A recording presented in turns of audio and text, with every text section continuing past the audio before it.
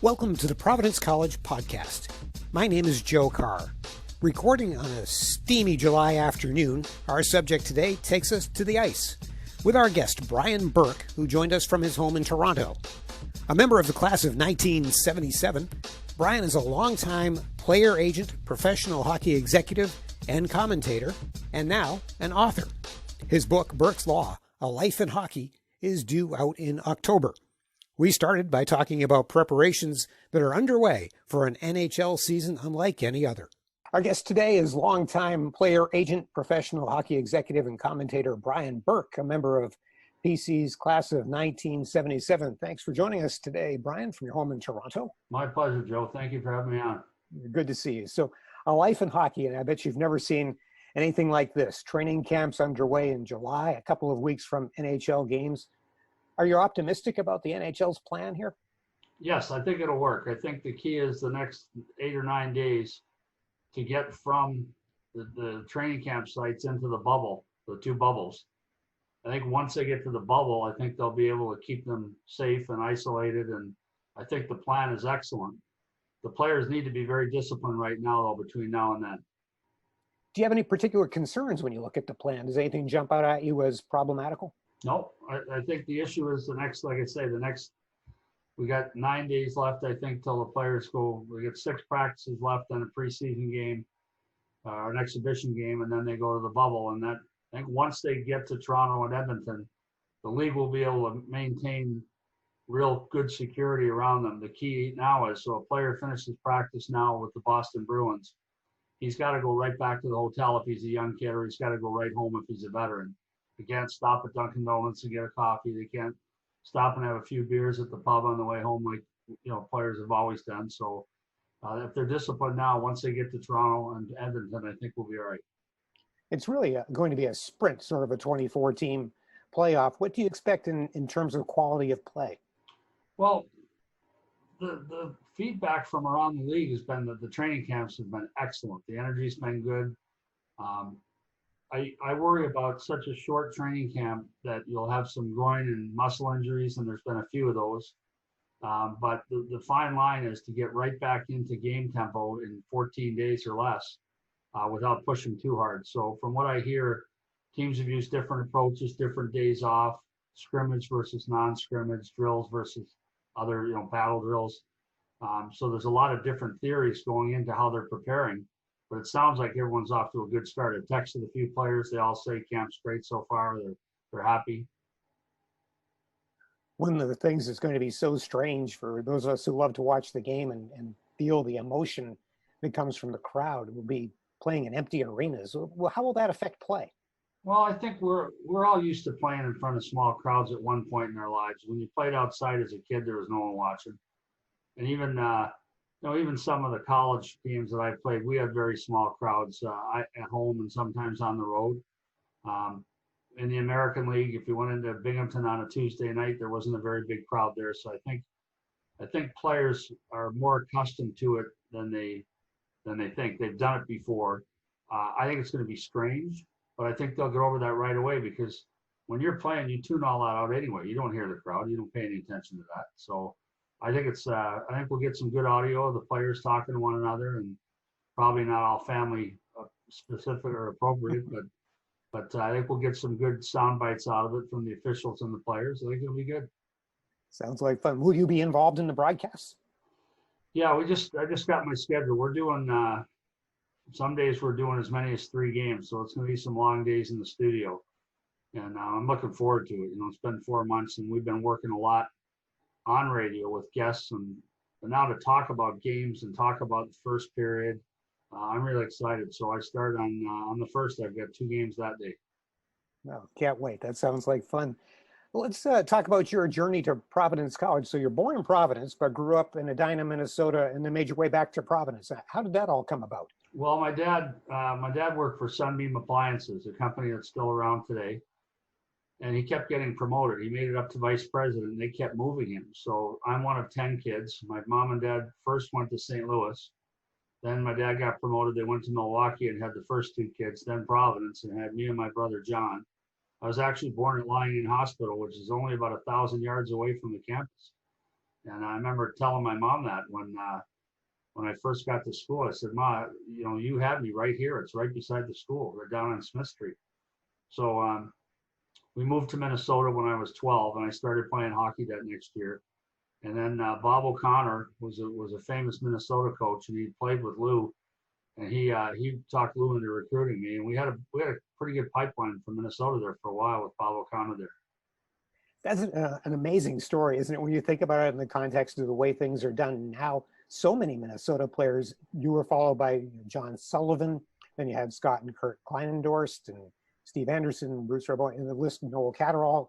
But Coach Lamoriello didn't really have to go to Minnesota because he had a guy there finding the players for him. Yeah, and it was a real good pipeline for a long time. And Bob O'Connor's the reason I started playing hockey. He encouraged me, and I moved to Minnesota. I didn't start playing until I was 13.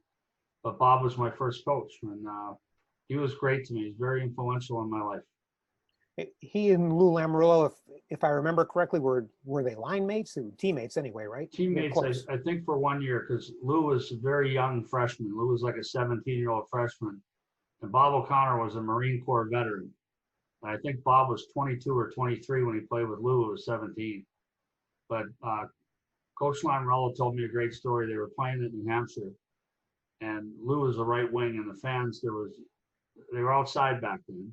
They played outside, and the fans a couple of them punched Lou and were taking swings at him. He didn't know what to do. He was a sophomore. He couldn't play as a freshman back then. And so Bob O'Connor said, "You play center." And Bob went right down the side of the rink and speared like 10 people, got them all back off the boards. He said, "All right, now go back to the wing." Problem solved. Yes. That's a good teammate right there. Self-help back in the day. That's for sure. So that's probably Snively Arena, right, at UNH in the old days, or someplace like that. How much of an influence on you was Lou Lamoriello? Well, I was at Providence from 1973 to 1977, and I say this in my book, so it's already been written down. The most important 4 years of my life, the most influential 4 years of my life, because I was a pretty green kid, right? I was pretty young as a hockey player. It was my sixth year of organized hockey. I walked down and made the team at Providence College. So Lou took me from being this green kid to being a full-grown man and signing with the Philadelphia Flyers and going to law school at his insistence. So yeah, Lou was a huge influence on me. I could never repay Lou the debt that I owe him. Obviously a successful college coach and administrator, the driving force behind the formation of Hockey East, but a legendary professional hockey executive. What is it about Lou Lamoriello that has made him so successful in those roles at the professional level? Well, I think Providence College, that small little school, has produced 4 NHL general managers. Pretty impressive. Lou, John Ferguson Jr., now Fitzy, and me. And so I think with Lou, it's the same things that made him successful in everything he's done in his life. He was a top baseball player at Providence College. He was a star hockey player, excellent student, successful baseball manager in the Cape Cod League. I think he has integrity. He outworks you. He outprepares you. The same things that have made him successful at every level have translated very well in pro sports. So 2 of you have won Stanley Cups, you and Lou Lamoriello. Yeah. Have either of the other 2 won a cup? I can't remember. Sorry? Have either of the other 2 Friars who became GMs won a cup? I can't remember. Fitzy as a player, but no, I don't think so. Okay. Not in management, not yet. Doing pretty well. What was that like? What kind of a thrill was it to win the Stanley Cup with the Ducks? Well, it's really hard to explain for people who don't work in sports. It's like climbing Mount Everest. I mean, it's what we get paid to do. It's what we dream about when we go to sleep at night. And there's 30 other GMs trying to beat you, so it's really challenging. It requires an unbelievable amount of skill and some luck, but it's that you finally get to hold the cup over your head, and it's like, okay, everything, all those early morning practices, all those trips across the country, all those scouting trips to Brandon, Manitoba when it's -40, it's all worth it. Tonight, it's all worth it. Greatest trophy in sports by far, isn't it? I think so, yeah. So, let's talk a little bit, Brian, if you don't mind, about your academic experience at PC. You went to Harvard Law School, as you mentioned, so obviously you sort of epitomized the student athlete. How did Providence College prepare you for your career? Well, my first year, Ronnie Wilson and I were freshmen together, and we both were straight A students, or damn near. So we both opted to go into pre-med. Now, science and math are my weakest subjects by a mile. It was an act of appalling arrogance. And I was barely eligible at the end of my first year. I did really well in Western Civ, and that was really what tipped the balance. But I barely passed advanced mathematics and chemistry. And so I switched into history my second year, which is my love and my strong suit as a student. And the history department of Providence was fantastic. I had great professors, and it just took off. You know, it was I think my last 3 years at Providence, I was like a 3.85 or a 3.9 something. My junior year, I was a 4.0 both semesters. I was thinking I wanted to go back to graduate school in history. And I was thinking of going to Notre Dame because Dr. Sickinger, one of my professors who I thought was fantastic, had gone there. And he said the program was excellent. So I talked to a couple other people. I talked to Dr. Mullen, talked to Professor Deasy, and they all said, yeah, Notre Dame would be a good place. So I wrote away. This is before the internet, of course. I wrote to Notre Dame and a couple other schools and inquired about applying to get my master's in history. And then I wanted to go back and coach college hockey and teach. I just thought it would be a great lifestyle. So that was all in the works. I signed up to take the GREs. But Lou called me in when I was a senior. And actually, I used to run down, I lived in Joe's, so I used to run across that parking lot and then that soccer field. It's gone now, of course. And then right to the rink. And Alana Mooney was Lou's EA, his assistant. And she came out and she saw me running across the field and she said, Coach needs to see you. So I'm like, oh, you know, it's never good, right? Lou wants to see you. You did something wrong. And I was the captain. Ronnie and I were co-captains. So I'm thinking, well, I never got in trouble. So maybe one of the freshmen got in trouble. So I go into Lou's office and he had the LSAT application there, the law boards and law school admissions test. And he shoved it across his desk. And he said, you're writing this exam. Your professors tell me if you do well, you got a shot at going to Harvard or Yale. So I looked down and said, law school admissions test. I shoved it back. I said, I have no interest in going to law school, Coach. And he shoved it back. He said, that was not a request. You're writing the exam. And he said, it could change your life. Just do it. Just humor me. And I said, I really don't want to go to law school. And he said, Brian, you're writing the exam. So I got to be late for practice on a Saturday, which you were never late for practice. But Lou said, go write the exam. So I did. I get it back. I went on the ice. I was late, so I ran from Harkins Hall all the way to the rink and put on my stuff and got out on the ice as quick as I could. And Lou said, how'd it go? I said, I have no idea. But I said, I have the worst headache I've ever had in my life. He said, get in line. He didn't care, right? So I get the results back. It was a 704, 98th percentile in the world that year. And I took it down to the rink and I put it back in the envelope. I made Lou take it out of the envelope and look at it. And he said 704. And I said, keep reading. 98th percentile. So I applied to 4 law schools. I got into Harvard. I got into Georgetown. The first school that came back, I'll never forget, was George Washington University. And that was my safety school, but I didn't get in. So I thought, I better write the GREs after all. And then in the space of 3 days, I got into Georgetown. I got into Harvard, and then I scored my only hat trick in 4 years of college hockey against the University of New Hampshire. It all happened in 3 days. So, all because of Lou. All because Lou took that interest, and I signed with the Flyers. They own my pro rights, so I deferred my admission for a year. Signed with the Flyers and played in the American League. We won a Calder Cup championship that year. And then I went back to law school. And all because Lou took an interest. Maine Mariners, the Calder Cup, right? The Maine Mariners, yeah. That's up in Portland.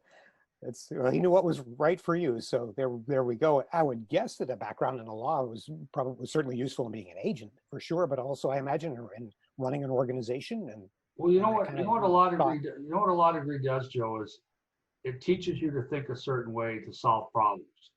So your client sits down and your client says, I'm here today, tomorrow I want to be there. So it teaches you to problem solve and come up with pragmatic solutions to problems. I'm glad I went to law school, even if I had never practiced law, because of the way it teaches you to think. So it was a hard 3 years. 3 years at Harvard Law School was no fun. I didn't enjoy it. It's in the book. I said if you're expecting a hymn to Harvard University, you won't find it here. But it certainly was a game changer as far as the rest of my career. So having that law degree has helped me get every job I ever got.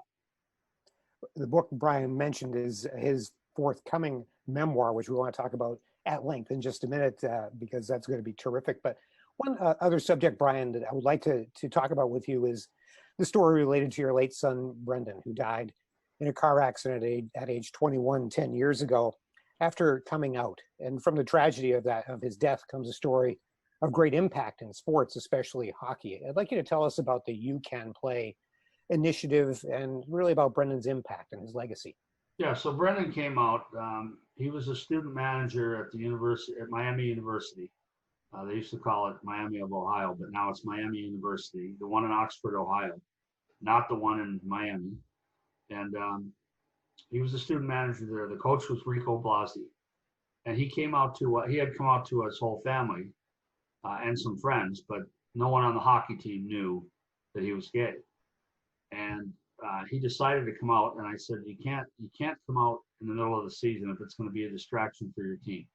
You have to ask Coach Blasi. I said, I'm not embarrassed, Brendan. I will be there when you come out. I'll be there at the announcement. But I said, you got to ask Coach Blasi and make sure. And Rico Blasi hugged him and said, no, you want to come out? Come out. It'd be great. So he came out, and it was a big deal. And after he passed away, our family, Patrick more than I, my son, started You Can Play. So You Can Play, the message was to young gay team athletes that if you can play, you can play, because the dropout rate's very high, particularly with male athletes in team sports. And it gets to a point where there's a homophobic dressing room atmosphere. And the notion was, if you can play, you can play. In other words, if you can play, if you're good enough, you can help our team win. You can play. You belong. And it was a much broader message. You know, we're talking about a small number of gay athletes in team sports, but the message is really to everyone in the LGBTQ community. You can contribute. You are welcome here if you can contribute. So I think it's really empowered a lot of young athletes. I think it's really empowered a lot of young gay people. I got letters. I still get letters from people saying that, you know, your son inspired me to come out, and your son inspired me to accept my son who came out. So I think Brendan changed a lot of lives. I know my dad, before he passed away, said he thought that's why Brendan was sent to this planet. So yeah, he's a great kid. Still miss him all the time. Oh, I bet you and your family have done so much. And researching this a little bit, I watched a video with you and Patrick, and so impressed with Patrick, Brendan's older brother, who said that Brendan had a heart the size of a hockey rink. What a great line. But Patrick really continues to be a real driving force here, doesn't he? Yeah, he deserves a lot more credit than I do. He's done great things with You Can Play, and they've partnered up with the National Hockey League. They've partnered up with the National Football League. It's been, the reception has been terrific. So this year they canceled the Pride Parade here in Toronto, but Rick Mercer, who's a famous Canadian actor, author, comic, he and I and my daughter marched the parade route. It actually marched one block east of the parade route, right through the heart of the village, the LGBTQ section of Toronto, and crossing on the rainbow sidewalks and everything. We walked the parade route and just thought about Brendan. Well, certainly Brendan will be a part of your upcoming book, Burke's Law, A Life in Hockey. Tell us what inspired the book, and when will we be able to read it, most importantly? Well, you can pre-order it now. I don't know how to, but you can go online and pre-order it now. I know a lot of people have texted me that they've already done it. It comes out October 13th. I mean, basically, it's the story of my 32 years working for teams, and starts in the agent business. And I tell stories that I think people will find interesting about the agent business, about representing Brett Hull when he turned pro, about being a young assistant general manager in Vancouver, then a rookie GM in Hartford, then working at the league office, then going back to Vancouver as GM, then Anaheim win a cup, working in TV and the media, and stories about the behind the scenes stuff that happened in all those jobs. It's really a look inside the curtain or behind the curtain. If you're a hockey fan, I think you'll find it interesting. It was fun writing it. Stephen Brunt is the author that helped me, and he writes great sports books, and this one's, I think, going to be very popular. So all from memory, or did you keep notes as you went along, or is there anything that you were able to draw on? Yeah, what I did is, first off, my last year in Calgary, my workload fell off late in the season. It was clear to me that my boss was thinking at the end of the year we'd make a change, which we did. So I did an outline. If you're going to write a book, do an outline. Then I did chapters, and then I started writing down stories. So I did about 150 pages, single spaced, and gave it to Steve, and he promptly threw it all away. He used it as an outline, but he didn't use any of my writing. He said I wrote like a lawyer. And I did keep notes. I did, especially after '07 when we won the Cup, knowing that I was probably going to write a book at some point, I did start to take some notes. And then what I've tried to get everything accurate, but you go back 35 years for some of this stuff, and I'm sure there's stuff I got wrong. But I've gone back and checked on, before I did a section, before I wrote it in the book, I would send parts of the book to people who had been involved with me at that time and say, is this accurate? So I think I've got, touch wood, I think I've got pretty good accurate information in there. There's some really interesting stories. I think that people will see, well, that's how it works behind the scenes of the pro sports team. So 12, 13 years in the making, then you started thinking about it after winning the Cup, huh? Yeah. So, but I didn't really do much with it other than keep a diary. And like I say, I will apologize to anyone for anything I got wrong, but it was not for a lack of effort to get it right. So it's safe to say I think you referenced this earlier, some Providence College in this book? Oh, yeah. I mean, I talk about playing for Lou, and I was a walk-on freshman, and I never forget what Lou told me my first week. He saw how hard I was working, and he said, okay, you want to make the team, here's what you have to do. It's in the book. And then my 4 years there, and when I weighed in at Providence College in 1973, I was 6'2", same height I am now, and I weighed 176 pounds. Like, I was skinny as a rail. And when I turned pro with the Flyers, I was the same height, 6'2", and I weighed 206 pounds. So in my 4 years at Providence, I put on 30 pounds of muscle, and that obviously made a big difference in how I played. And again, Lou, with the discipline and all the coaching he gave me, and he taught us how to be men too. So I will never be able to repay Lou or Providence College. It was the most important 4 years of my life. I really felt there was constant pressure on me as a student there to be better, to be a good person, to be polite, to be better. And I'm still very close friends with most of the guys that I was friends with at Providence. We're still friends. There's a consistent theme when we talk to people who played for Lou Lamoriello, and there have been a few. Mike Leonard, of course, is one who's been a guest a few times with us, and it's just what you said. He changed their lives. So that's certainly something. I look back when I was a freshman. I was so green, from Minnesota. I thought everyone talked funny. I didn't understand some of the language. I didn't know what a packy was. That was a liquor store. I didn't know what a frap was. There was, we called it pop. Everyone there called it soda.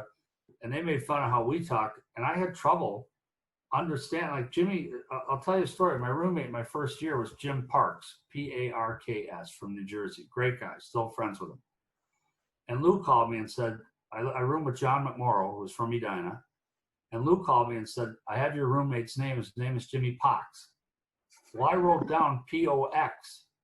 And my mother, who's passed now too, but she was a nurse, and she was like, that's a funny last name. That's a weird last name. I thought he said Pox. It was Jimmy Parks. So our first week there, we were homesick, and we couldn't understand the Boston or Rhode Island kids in the dorms. We couldn't really literally had trouble understanding them. And about a week in, you got it, right? It's no big deal. But I was this green kid, and Lou turned me into a very serious student, a very serious hockey player. And I think, taught us the right values as far as the value of hard work, the value of good friendships, the value of telling the truth, the value of having integrity. All those lessons that Lou taught us, I think it's helped us all. By the way, we'll figure out that issue of how to pre-order the book, Brian, and we'll put it in the show notes so that people can follow that link. It looks like it'll be great. When you started to conceptualize this book in terms of a series of what I expect are mostly rip-roaring stories, what's the first one that came to mind? What would you say? Oh, I've got to get this in the book. Well, the story I tell is the only story I tell about high school sports is that we had a big problem on our football team when I was in high school. And 4 guys skipped practice to go hunting. And the coach had promised us a day off. And and he kicked him off the team. They said, well, you promised us a day off if we won. And it split our team right down the middle. And I remember thinking, that was my first lesson on, you've got to be frank and honest with your players. You have to. You got to keep your word with your players. So I think you talk to any player that played for me in the whole 32 years, they'll say, Brian always told us the truth. He always had our back. He cared about us. All stuff I learned from Lou. Like Lou, if you went to Lou and said, how come I'm not playing more? He'd say, because you suck. You know, right now you're terrible. And then he'd give you some tools. He'd say, well, here's what you have to do to get better. But he was never mean, but he was always brutally candid. And, you know, like just, he was, you know, it wasn't pleasant playing for Lou, but it was great. And everyone graduated. Every single guy I played with graduated because Lou made them. And no other school can say that they're one of their top athletic teams that had 100% graduation rate. Nowhere. I'd like to get your insights, Brian, on college hockey as it's played today, especially with respect to how it prepares the elite players for the professional game.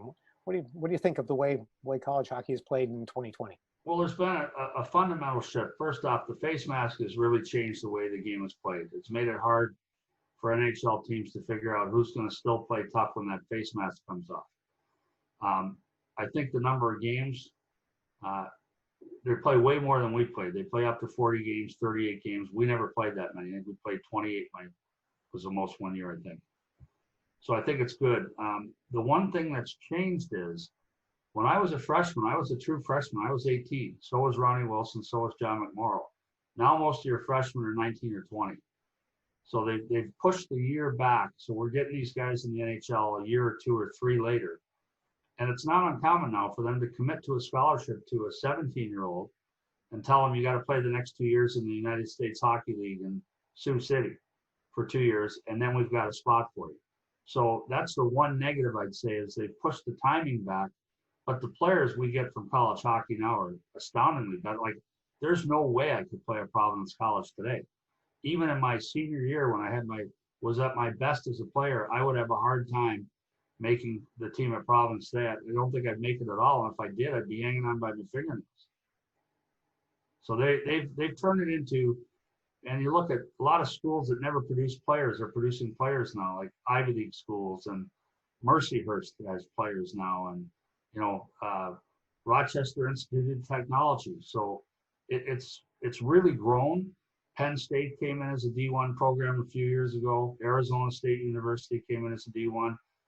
University of Alabama Huntsville continues to survive. So it's actually, the game has actually grown, which for a non-revenue sport is very unusual.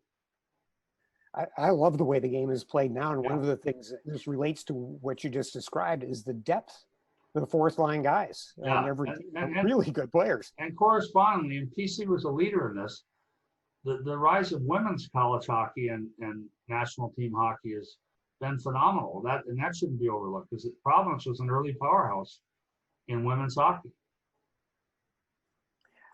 Along similar lines, we're awfully proud of what we see here at Schneider Arena these days, the great program under Coach Nate Leaman. Certainly as an executive, you've been watching his teams play for a long time and assessing the kinds of players that he brings into his program and the way he develops them. Your thoughts on Nate Leaman and the work he does? Well, I think Nate Leaman's done a terrific job, not just the national title, which obviously we're all very proud of, but consistently good teams that play an entertaining game. Like the way they play is the way they're going to be expected to play as professional athletes. And there's a lot of teams that don't do that. They play real, very, trap-oriented defensive hockey. And Nate lets these kids play and lets them develop their offensive skills. So I think he's done a great job. I think he's a good guy, too. I really like him. It's really a source of pride around here these days, too, because, year in and year out, these are excellent teams and people really enjoy watching them play, and they're in community, good students and the whole thing. And their graduation rate's still right where it should be. The GPA is right where it should be. He hasn't taken his foot off the gas at all on the academic side, and he's done a real nice job. That was a good hire. So 2015, the national championship that you referenced, where were you when you learned about that? What kind of a thrill was that for you as somebody who's worn the uniform? Well, it was a great thrill because finally we could not stop taking grief from Boston College guys and Boston University guys.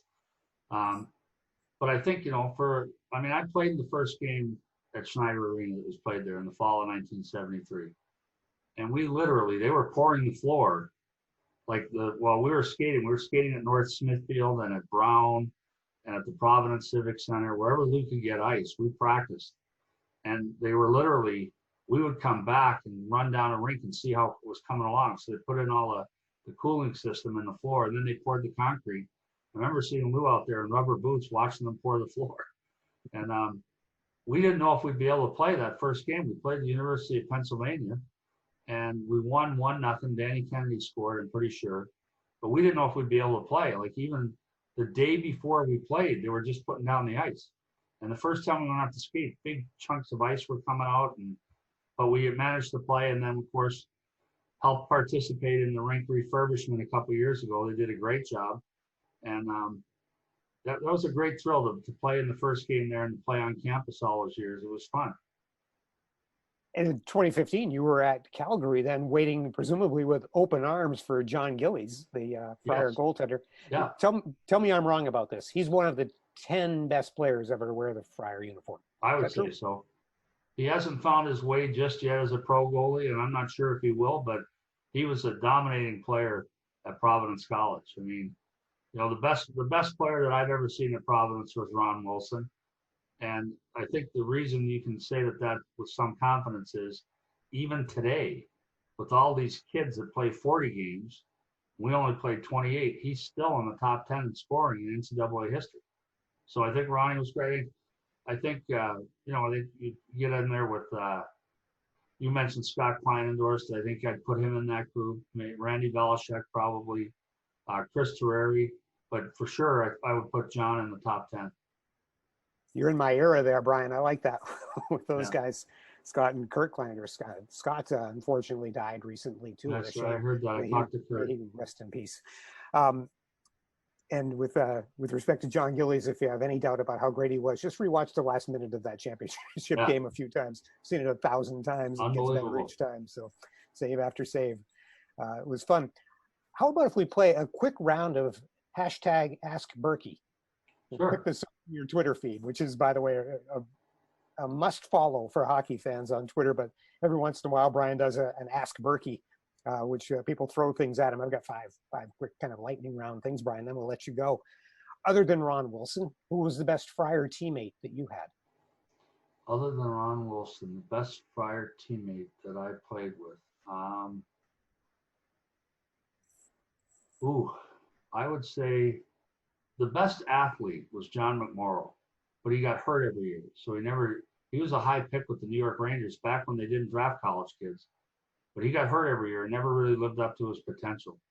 A guy that I really enjoyed playing with was Dave Kelly, who was captain when I was my second year.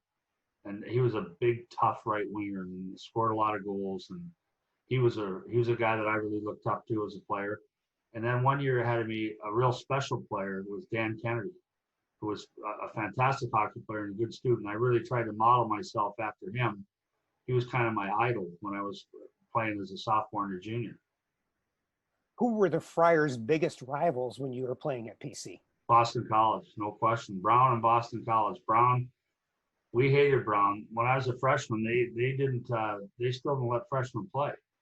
So Ronnie Wilson and I were in the first or maybe second class, I think the first, of where freshmen were allowed to play. So we played 4 years. And I graduated with the record for games played at Providence College. It's the only record Ronnie didn't have. And of course, every kid that's played since has gone by it by 20 to 80 games because they play so many more games. But the big rival was, the Dominican priest would be like, we don't care if you win any games this year as long as you beat Boston College. And those games were really crude, really rough games. Like, we hated each other. Those games were always really dirty. What was the impact of your cohort, the guys that you played with and around? And I mean this obviously in the context of the Miracle on Ice. So the impact of your cohort on the development of the game in the United States. Well, it was interesting. I think I played against 13 of those guys. So I had an interesting dichotomy because I played at Providence College, but I went home into Minnesota for the summer. And we played in the college summer league with all the top college players from all over the country. So if you were from Minnesota, even if you went to Colorado College or Denver, you came back for the summer, we all played in the same league. And it was a really good league. There's like 20 NHL guys that played, more than that, probably 30, that I played with or against. So I played against a lot of the Robbie McClanahan and a lot of guys that were on that Miracle team, Steve Kristoff. I played against them in summer hockey. And then I played against all the kids from BU, like Michael Ruzioni, Dave Silk, Jackie O'Callahan, all those guys. So I knew or played against about 13 of those guys. And that Miracle on Ice in 1980 was such a galvanizing thing. And it jet propelled USA hockey in the USA, and USA Hockey, which is the national governing body. It jet propelled that. I mean, in my lifetime, it's the biggest single impact incident event that happened in hockey that propelled hockey. The second would be the Gretzky trade. When he got traded to Los Angeles, that helped hockey in the US a lot. And what a lot of people don't realize is one of the biggest factors in the expansion of hockey around the US has been the existence of minor league hockey. So wherever you have an American Hockey League team or an East Coast Hockey League team, youth hockey springs up around it. And so we have, like, I remember going to a game at Providence and seeing 3 scholarship kids from Texas, for God's sake, Texas. When I was at Providence, you never saw anyone from Texas. So to me, that 1980 team had no idea the impact they were going to have on the hockey world south of the 49th parallel, but it was staggering. As an aside, we'll get back to our list in a second. Did you have a professional relationship at any point in time with Herb Brooks? Yeah. Herb Brooks, I actually got to be pretty good friends with Herb Brooks, and he didn't recruit me. And I saw him after a summer league game, and I'd had a really good game, and he came up to me and said, you know, letting you go to school out of state was a big mistake. And I said, hey, Herb, you never even spoke to me. Don't give me that garbage. He was a great guy, and he used to stack. There was a guy named Mr. Carlson that ran the summer league. Herbie used to stack his teams in the summer league. So there'd be like 8 or 9 Gophers playing on the same team, and they won the championship every year. So the one year we beat them, and I saw Herb afterwards, and I said, who does that? Who stacks a team in the summer league? And he put his arm around me. He goes, Berkey, always take the edge. He was a great guy. He won 3 national titles in 8 years at the University of Minnesota. Just staggering. Yeah, think of that, right? Yeah. That's really something. If you could change one thing about the pro game, what would it be? I would play fewer games. I think 82 games is too many, and I think the product suffers some nights. I think there's too many good players missing games. And I've been saying this since I worked at the NHL back in 1993. I remember Gary Bettman said to me the first week on the job, what's one thing I can do to make the game dramatically better? I said, play fewer games. He goes, well, we can't do that. I said, I know, but you asked me. So, no, we play too many games. If we could get it, the game is fantastic, but if we could get it down to 70 games or 72 games, I think it'd be much better. What's your second favorite sport? Rugby. I played rugby when I was in law school and for my first 2 years practicing law. I played for the Harvard Business School Rugby Football Club, and I loved it. And I'm on the board of Rugby Canada, so I love rugby. It's a great game. Awesome. Well, Brian, this has been fun. The book is Burke's Law, A Life in Hockey, due out in October. And again, the pre-order information will be in the show notes. Brian Burke, I really appreciate your time today. This has been a lot of fun for me to talk about hockey in the middle of the summer with a great expert and a great Friar. Maybe we could catch up again sometime. That would be fun if you wouldn't mind. I would like that. Thank you, Joe. All right, Brian. Thanks very much and best wishes. Take care. Thank you. Thank you for joining us today. The Providence College podcast is available in all the usual places, including Spotify and on the college's YouTube channel. For producer Chris Judge, I'm Joe Carr. Until next time.